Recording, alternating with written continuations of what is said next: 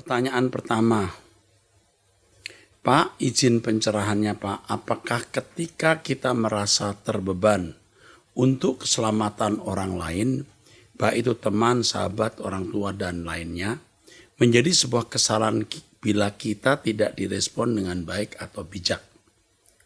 Berulang kali saya ingin mengambil keputusan untuk tidak lagi memikirkannya, tapi tidak bisa. Tuhan seolah mengembankan tugas ini kepada saya. Kalau sudah begini, apakah Tuhan benar-benar mengembankan tugas ini kepada saya?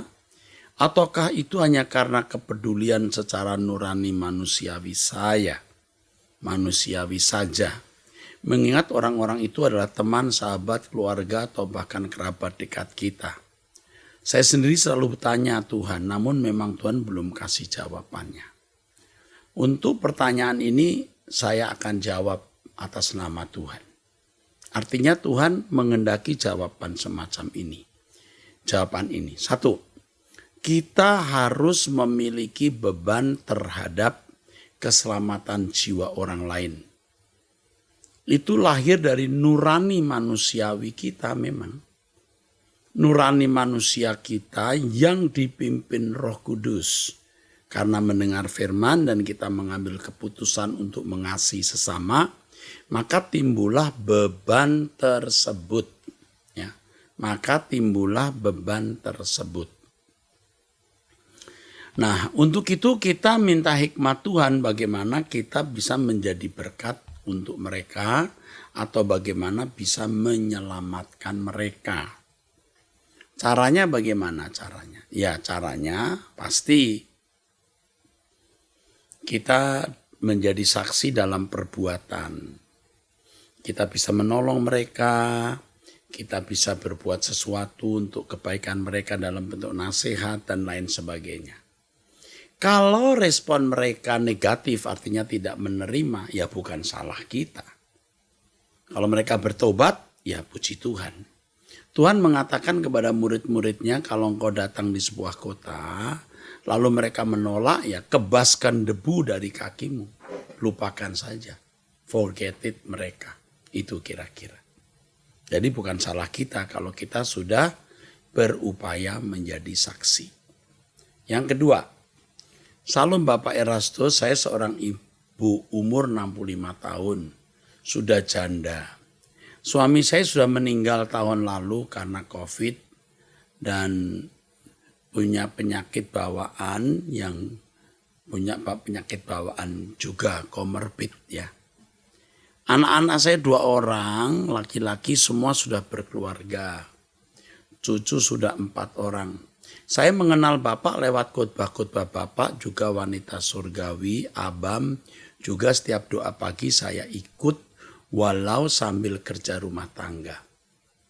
Pagi saya bangun paling lambat jam 5 pagi waktu tengah. Saya doa pribadi dulu kurang lebih setengah jam, kemudian lanjut ikut doa sama Pak Erastus. Saya bersyukur masa tua saya ini saya bisa mengenal Bapak walau cuma lewat online. Pengajaran Bapak membuat saya lebih dalam mengenal Bapak surgawi. Saya juga berterima kasih kepada almarhum suami saya yang telah memperkenalkan saya dengan khotbah-khotbah Bapak Erastus. Suami saya itu pendeta, ya, di dalam salah satu gereja di Palu. Terima kasih Bapak, setiap hari kalau saya belum dengar khotbah Bapak rasanya kering rohani saya. Saya juga suka sekali menyanyikan lagu Bapak, walau cuma referennya saja. Yang aku tahu kemana aku pulang, gini. Itu ya yang aku tahu pasti kemana aku pulang, itu ya. Di hamparan padang hijau tak bertepi. Ditulis di sini soalnya. Tuhanlah matahariku di negeri indah Bapakku. Kesana kami pulang bersama. Lagu ini juga saya nyanyikan detik-detik kematian suamiku waktu itu dia masih sadar dan dia nikmati lagu itu sambil saya menyembah Tuhan. Jadi merinding saya. Makanya suamiku meninggal. Saya tidak sedih karena saya tahu dia pergi ke tempat yang nyaman. Maaf Bapak Erastus karena terlalu panjang. Tidak apa-apa Bu, ini memberkati saya. Ibu tulis ini, saya merinding ya, terharu ya. Ada hal yang saya ingin tanyakan Bapak. Di gerejaku pola ibadahnya yaitu pola ibadah yang terdapat di 1 Korintus 14 ayat 1. Dan seterusnya, yaitu tentang karunia roh dan peraturan dalam pertemuan jemaat. Inilah ibadah yang sempurna katanya.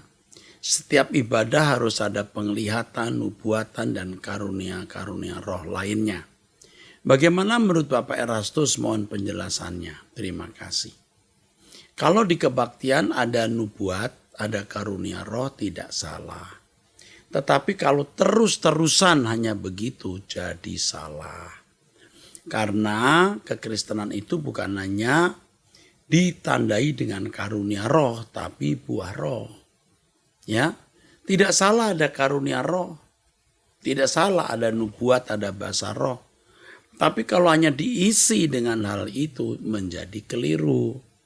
Sebab firman Tuhan harus diajarkan dan kehidupan umat harus berbuah.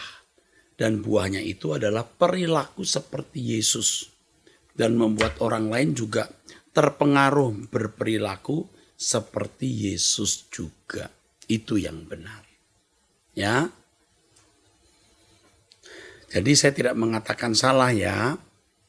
Kalau itu tidak dilebih-lebihkan. Tidak mesti selalu ada itu. Ya, oke. Pertanyaan ketiga, Salam Pak Eras yang saya hormati, saya wanita yang sudah menikah, usia 47 tahun, memiliki 2 orang anak, usia 10 tahun. Mau menanyakan, memiliki 2 orang anak usia 10 tahun. Mau menanyakan, sudah hampir 2 tahun ini saya setia mengikuti ibadah online doa pagi, juga pengajaran-pengajaran dari Pak Eras yang sangat memberkati saya dengan membukakan wawasan rohani saya secara luar biasa. Di luar pengetahuan yang selama ini saya dapatkan dari gereja lama. Gereja lama saya, gereja lamanya ya. Terima kasih Pak, banyak Pak, berkat-berkat. Banyak Pak untuk berkat-berkat rohani yang sudah dibagikan. Terima kasih. Saat ini saya jarang membuka Alkitab, bahkan bisa dibilang tidak buka Alkitab lagi karena saya lebih senang mendengarkan khotbah-khotbah dari Bapak saja yang saya bisa lebih mengerti daripada saya membaca Alkitab. Apakah dosa Pak? Setiap hari saya tidak pernah melewatkan acara dari Truth ID di YouTube. Baik itu live atau saya putar ulang. Saya sangat enjoy mengeksplor firman Tuhan dari Truth ID. Dan saya juga merasa kurang kalau tidak mendengar Truth ID sehari-harinya. Bagaimana dengan keadaan seperti ini ya Pak? Apakah masih berkenan di hadapan Tuhan? Karena kalau saya baca Alkitab saya kurang mengerti sedalam yang dipaparkan oleh Pak Eras. Maaf, chat saya terlalu panjang. Terima kasih banyak Pak. Doa saya semoga Bapak dan keluarga beserta tim selalu dalam lindungan dan pemeliharaan Elohim Yahweh senantiasa. Dipakai untuk memberkati banyak orang lebih banyak lagi. Oke, puji Tuhan. Saya mengerti dengan mendengarkan khotbah saya sebenarnya juga sudah menyerap kebenaran-kebenaran Alkitab. Benar. Dan tidak sedikit orang sudah merasa puas dan kenyang. Tetapi tidak ada salahnya, tidak keliru, bahkan akan mendapatkan berkat lebih kalau ibu membaca Alkitab. sendiri. Misalnya Efesus, gampang. Injil Yohanes dulu yang mudah. Nanti Tuhan juga bisa berbicara kepada ibu melalui pembacaan ayat Alkitab itu. Jadi sebaiknya ibu juga tetap membaca Alkitab. Oke, pertanyaan keempat dari seorang ibu ya Katolik. Salam, perkenalkan saya ini ya satu nama dari gereja Katolik. Tapi saya sangat terberkati mendengar khotbah-khotbah Pastor Erastus. Namun ada dua hal yang masih mengganjal dan menjadi pertanyaan saya selama ini. Kebetulan saya juga pernah mengikuti KKR yang diselenggarakan oleh Gereja Masehi Advent hari ke-7. Setelah saya membaca Alkitab, ternyata memang dua hal tersebut termuat dalam Alkitab. Saya ingin mendengar pendapat Pastor Erastus terkait dua hal ini. Semoga kebijaksanaan dari Bapak Surgawi mengilhami Pastor Erastus untuk memberikan pencerahan bagi saya untuk bisa melangkah seturut firman Tuhan. Pertanyaan itu adalah, 1. Di dalam hukum Taurat diperintahkan untuk menguduskan hari Sabat, dan menurut yang saya dengar hari Sabat sejak zaman Tuhan Yesus sampai sekarang tidak berubah. Sebagian besar umat Kristen sekarang tidak menguduskan hari Sabat, tetapi hari Ahad. Apakah ada ayat yang melegitimasi bahwa kita boleh tidak berbakti pada hari Sabat dan menggantikannya hari Minggu? Kalau kita membaca Alkitab, Paulus mengatakan tidak ada satu hari lebih dari hari yang lain. Itu jelas. Apa yang dikemukakan di Perjanjian Lama itu merupakan profetik, ya, nubuatan dari apa yang akan digenapi di Perjanjian Baru, ya. Sabat itu intinya perhentian, intinya. Jadi kita harus melihat esensinya daripada kulitnya. Esensinya perhentian.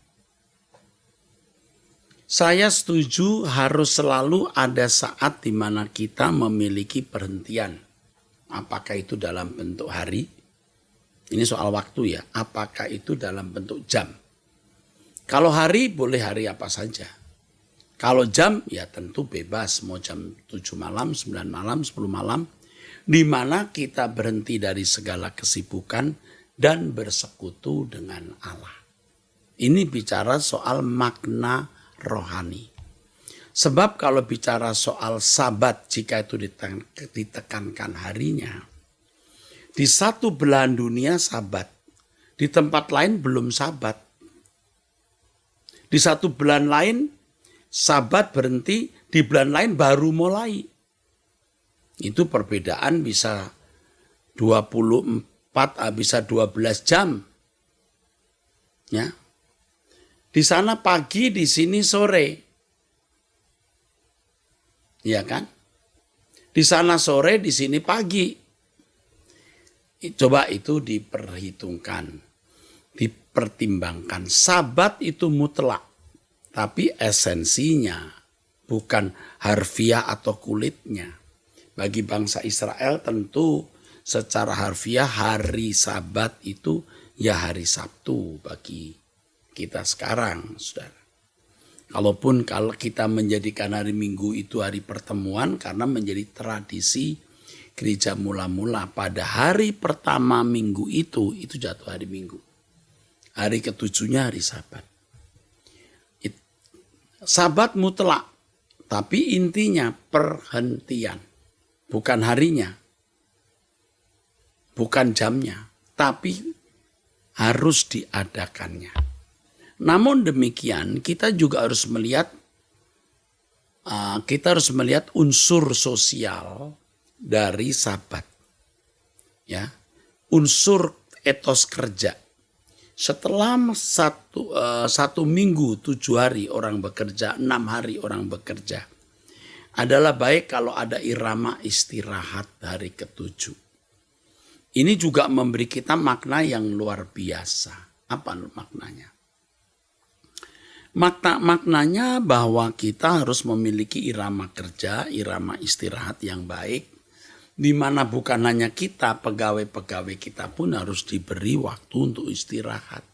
Itu kemanusiaan. Ada nilai kemanusiaan, nilai sosial, nilai etos kerja dalam Sabat itu. Nah, bentuknya bisa macam-macam, saudaraku, ya. Jangan dielaborasi seperti orang Yahudi. Pada hari Sabat tidak boleh jalan lebih sekian kilometer, tidak boleh menyalakan api.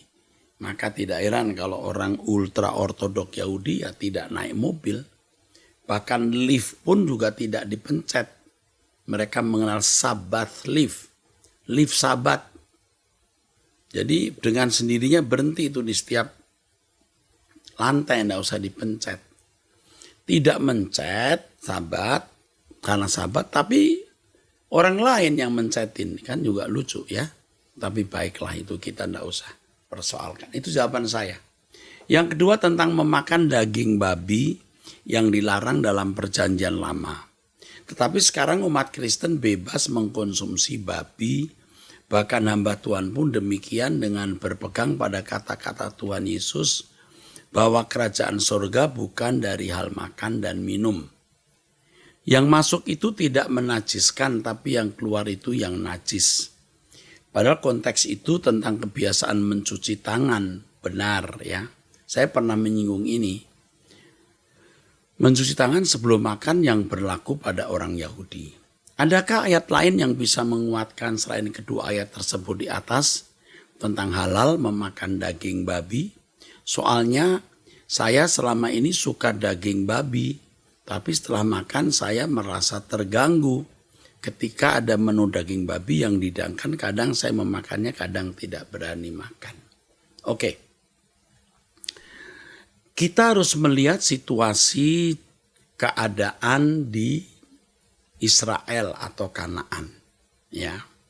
Tuhan menjaga kesehatan orang-orang Yahudi, ya, dengan tidak makan makanan tertentu termasuk daging babi atau binatang yang tidak bersisik, ya, atau binatang yang lain berkuku belah, ya. Tidak baik untuk kesehatan. Tidak baik untuk kesehatan, khususnya dalam konteks orang-orang Yahudi. Ya, ini yang sejauh saya pahami. Tapi sekarang saya tidak tahu apakah ada perubahan zaman, perubahan iklim, saudaraku.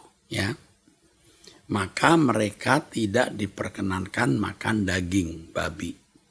Perlu diketahui bahwa babi pada waktu itu yang pernah saya pelajari, di zaman itu makannya kotoran manusia. Ya, kotoran manusia. Jadi memang menjijikkan. Beda dengan babi hari ini yang makan dedek, makan daun-daunan. Itu beda. Ya, itu beda. Itu jawaban saya yang pertama dan kedua. Ketiga, saya setuju yang masuk dalam mulut tidak menajiskan yang keluar. Tapi jangan dipakai untuk soal makanan. Kita harus menjaga tubuh kita dengan makan yang sehat loh. Juga jangan menggunakan kalimat kerajaan Allah bukan soal makan dan minum. Konteksnya bukan soal makanan. Sebenarnya larangan makan daging babi ini juga menginspirasi kita untuk tidak makan makanan apapun yang itu tidak menyehatkan tubuh kita. Karena tubuh kita bait Roh Kudus. Kalau saudara makan makanan tertentu yang itu tidak baik untuk tubuh Anda tidak boleh makan. Ada orang yang tidak bisa makan daging sapi, ya tidak usah makan.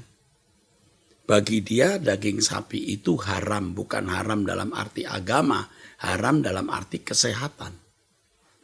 Jadi hendaknya kita tidak menjadikan ini sebagai hukum Taurat, tetapi kita mempertimbangkan higienisnya.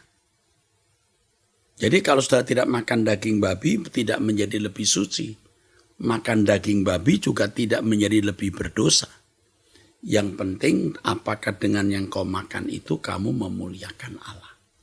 Baik kau makan atau minum atau melakukan sesuatu lakukanlah semua untuk kemuliaan Allah. Ya saudara, kalau tanya Pak Eras makan daging babi, enggak makan. Tapi saya tidak terlalu senang. Ada makan, saya makan. Tidak. Kalau kemudian saya mempertimbangkan itu berkolesterol, ya saya kalau makan daging sapi pun saya menghindari lemaknya. Ya, saya seringkali ada periksa darah. Kalau darah saya kelihatan merah, kental, saya menghindari makan daging sama sekali. Saya olahraga, saya berenang, ya begitu. Jadi sekarang masalah daging babi bukan masalah agama, bukan masalah kesucian, tapi masalah kesehatan. Itu intinya. Ya, ingat, jangan menjadikan ini Taurat baru. Oke, terima kasih. Kalau soal darah itu menjadi batu sandungan bagi banyak orang. Sebisanya kita tidak melakukannya karena banyak saudara kita yang kalau makan darah begitu dianggap berdosa, jangan makan darah supaya tidak menjadi batu sandungan. Lagi pula darah itu tidak sehat untuk kesehatan yang saya dengar, jadi saya menghindari.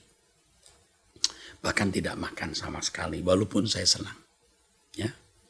Pertanyaan kelima, Salam Pak Eras, mohon email saya tidak disebutkan. Oh tentu tidak. Terima kasih atas jawaban Pak Eras di channel YouTube Abam terhadap pertanyaan saya mengenai oknum Hillel bin Zakar. Nah sekarang saya mau sedikit curhat Pak. Saya sudah sejak amat lama menyukai pengajaran suara kebenaran bahkan sebelum zaman YouTube. Saat itu suara kebenaran sering digelar di gedung Penin. Saya mendengar lewat siaran radio, CD, rekaman khotbah, dan podcast yang saya download. Inti ajaran Pak Eras bahwa kita harus merubah karakter manusia lama kita menjadi karakter ilahi agar berkenan masuk langit baru, bumi baru. Amat membekas di hati saya. Dulu istri saya tidak mengikuti suara kebenaran dan mengatakan lagu-lagu Pak Eras seperti selera orang jadul. Ya memang iramanya irama zaman dulu dah. Dan saya tidak memaksa dia untuk mendengar suara kebenaran. Tapi tiba-tiba 2 tahun belakangan ini dia sangat menggebu-gebu mengikuti pengajaran Pak Eras. Dan amat antusias jika menerangkan soal hidup yang harus tak bercacat, tak bercela dan soal langit baru, bumi baru. Tapi mengapa dalam beberapa hal karakter saya yang pemarah, tidak sabaran, serta emosian tidak berubah ya Pak? Ia sangat mudah marah dan kalau marah omongannya menjadi bias. Ngaco gitu maksudnya ya. Seingat saya dahulu Pak Eras kan mengajarkan tentang merubah karakter. Pak Eras pernah bilang, ibu-ibu yang sabar menghadapi suami, bapak-bapak sabarlah menghadapi istri. Tidak perlu mendendam jika dilukai orang lain dan lain sebagainya. Mengapa istri saya seperti tidak menangkap hal pengajaran itu? Masa kelak di LP3 ada orang dengan karakter marah-marah dan emosian? Demikian Pak, ini sekedar sharing apakah pandangan Pak Eras tentang hal ini. Terima kasih. Begini ya Pak ya, orang itu tidak mudah menjadi sempurna. Ada orang yang perlu proses panjang untuk sempurna. Istri Bapak ini perlu waktu panjang untuk sempurna. Dan kelemahan dia di temperamen atau emosi. Saya menghadapi temperamen, emosi, dan karakter-karakter buruk saya yang lain puluhan tahun. Bukan belasan, puluhan tahun. Sekarang usia 62, 63 baru totally mau tidak bercela sama sekali. Tidak gampang. Nah yang Bapak lakukan jadi contoh untuk istri. Jangan khotbahi istri, jangan salahkan dia. Jangan menuding-nuding kesalahannya. Bapak diam tetapi memberi contoh. Oke? Kerjakan itu. Ya, Tuhan memberkati Bapak dan istri dan keluarga. Amin. Pertanyaan ke-6. Salam, saya ibu rumah tangga usia 52 tahun dengan 2 anak. Saya tidak ingin bertanya, hanya ingin share perasaan. Singkat cerita, saya sudah mendengar khotbah Bapak dari tahun 2009. Melalui radio dan sampai sekarang, Banyak cerita tentang hidup Bapak yang saya ingat baik-baik dari masih jadi pemain musik, guru. Jadi saya ingat baik-baik, saya ingat benar gitu maksudnya ya. Dari pemain musik, guru, pengalaman lewat kuburan, rekaman di pantai selatan, dan lain-lain. Yang kalau saya rangkai membuat saya merasa mengenal dan dekat dengan Bapak. Sampai saat ini saya merasakan Bapak sudah jauh berubah. Lebih kalem, tidak meletup-letup. Kalau khotbah, menebarkan damai dan berkat. Semoga Bapak menyadari bahwa ribuan orang diam-diam mengarah lebih baik. Siap menjalani hidup dan menebar kasih karena pengertian, didikan, dan ajaran Bapak. Tetaplah tegar Bapak, buang kasih, Mas. Banyak kasih dan perasaan yang bisa kami berikan kepada Bapak dan semua kru. Jadi terharu juga nih dengernya. Terharu saya. Tetaplah tegar Bapak, banyak keep the light on. Banyak kasih dan perasaan yang kami berikan kepada Bapak dan semua kru. We love you very much. Keep the light on. Oke, terima kasih. Tuhan Allah mengasihi dan memberkati Bapak dan keluarga serta keluarga besar GSKI. Amin. Ibu jujur mengatakan bahwa saya sekarang lebih kalem. Ya, jauh ada U-nya panjang ya. Jauh berubah, lebih kalem, tidak meletup-letup. Ya Bu, saya sadar dulu saya sering meletup, bahkan unsur-unsur kesombongan banyak di dalam khotbah saya. Kepahitan, sakit hati bisa terekspresi dalam khotbah itu dulu. Sekarang saya sadar bahwa itu salah dan saya harus berubah. Tentu sekarang saya belum sempurna, tapi saya mau lebih sempurna. Terima kasih untuk tulisannya ini. Karena tulisannya ini membuat saya terhibur dan dikuatkan. Dari wanita usia 54 tahun belum menikah Jawa Tengah. Ya. Salam Pak Erastus, saya diberkati dengan pengajaran suara kebenaran. Saya masih single, belum menikah, usia sekarang 54 tahun. Hidup sendiri dengan anjing-anjing saya yang sudah kuanggap sebagai teman setia. Dan saya pernah 2 kali disakiti laki-laki, hanya dimanfaatkan saja. Sekian lama tidak pernah berpikir ingin cari pasangan. Tapi akhir-akhir ini karena saya hanya hidup sendiri, pengen punya teman hidup dari tua, tapi yang dari Tuhan dan kehendak Tuhan agar saya tidak lagi dimanfaatkan laki-laki. Gimana menurut pendapat Bapak sebaiknya untuk hidup saya ke depan?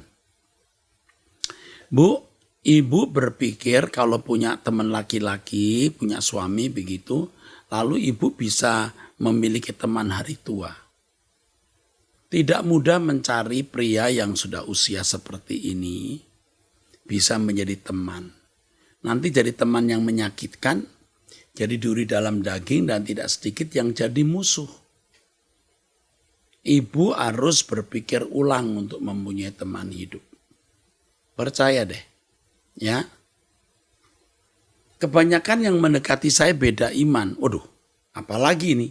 Saya jadi tolak karena tujuan saya pengen menikah, punya pasangan hidup yang sama-sama mau melayani Tuhan. Dan saya sudah doa tapi Tuhan belum memberi tanda. Kalau belum memberi tanda, jangan ngotot. Jangan ngotot, ibu akan menyesal nanti. Solusinya tolong Pak. Saya sering disakiti dan dimanfaatkan laki-laki. Apa karena dulu ayah saya sering main perempuan dan punya ilmu pelet, sehingga ada kutuk berat jodoh ya Pak? Enggak. Di dalam Tuhan Yesus Kristus, Anda adalah orang yang sudah dimerdekakan. Jangan mikir ada pelet-pelet begitu dalam hidup saudara, atau kutuk-kutuk dalam nama Yesus dipatahkan. Menurut saya ibu lebih baik sibuk dalam melayani Tuhan. Ikuti Truth ID.